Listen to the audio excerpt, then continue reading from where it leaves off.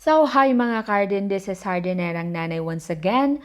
Welcome to our home garden. Welcome to our backyard kitchen. Yes, our kitchen outside is just beside our garden. So, I call it the backyard kitchen, or let's say simple as dirty kitchen. Okay. So, parang mas malinis pakinggan yung backyard kitchen, nakakasosyal. Anyway, what matters is our food. We make sure that it's clean, just like what we are doing here in the shrimps, that we make sure that it is veined. Veined ba ang tawag doon?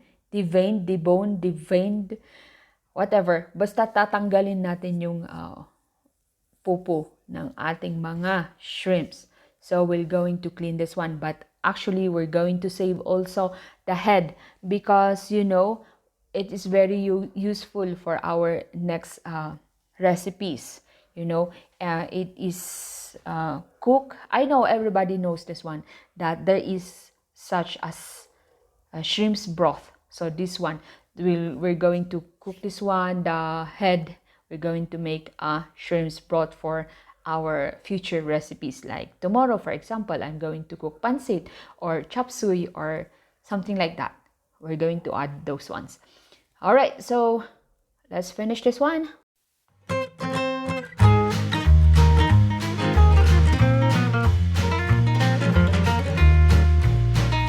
Now let us boil our shrimps. Don't overcook it. Actually, for my shrimps this size, I boil it for around 40 seconds. Magbilang kayo, 40 seconds. Yan na hinahalo-halo ko.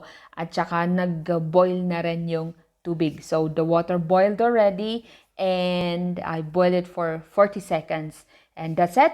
This is enough already. It will be having a rubbery taste if you overcook it. All right, so transfer it to a plato or plate. All right, so see, the color is so appetizing, Nakaka-invite. Gusto ko na siyang papakin, isaw-saw sa sili. Pero hindi pa po pwede kasi yung mga kids gusto na nilang kumain at saka hindi sila kumakain ng sili. And then this one, this is what I'm telling you, meron akong parsley dito. Kaya dinagdag ko ito sa vlog ko kasi may tanim nga naman akong parsley dito sa home garden ko at idadagdag natin dito sa ating salad. So, yung lemon, ayan, pigain natin. Okay, ito ang dadagdag natin, hindi vinegar. Okay, actually this recipe is common sa mga Thailand, yung mga lime nila talaga yung ginagamit nila sa kanilang mga salad. So, this one, itong ginagawa natin, lang to, revisions ni Hardinerang Nanay. Okay? Sariling version ni Hardinerang Nanay to. Okay? Alright? So, kung gusto nyo din magdagdag ng sili, pwede rin. Pero, since I will be eating with my kids, separate na lang yung sausawan ko ng sili. So, I have leftover na pineapple. So, dadagdag ko na rin. O, diba? Sayang naman kung hindi makain yon, diba? So, this is a fresh pineapple. I mean fresh, hindi siya in-canned. Okay? You can also use the in-canned, diba?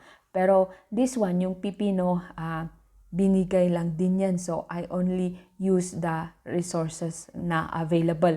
So, yung binili lang natin is yung hipon. Uy, wag kayo, bumili ako ng hipon ngayon kasi medyo bumaba na yung presyo. Diba? Ayan. So, yung parsley, pang dagdag dyan sa lasa. Kung may tanim kayong wansoy, pwede rin na idagdag ang wansoy kung meron kayo dyan. Or kung makakabili kayo ng wansoy. So, ihalo-halo lang toast. And then, pwede rin magdagdag ng peanuts or cashews or almonds.